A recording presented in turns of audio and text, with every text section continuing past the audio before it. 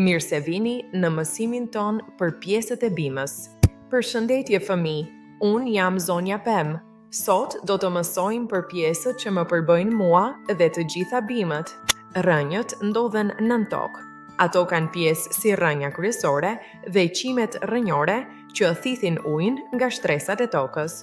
Brenda kërcelit, ksilema transporton ujin lart, ndërsa floema shpërndan ushqimin në të gjithë bimën. Gjethet janë kuzhina ime. Ato përdorin dritën e diellit për të prodhuar ushqim të shëndetshëm. Rënjët, kërceli, gjethja.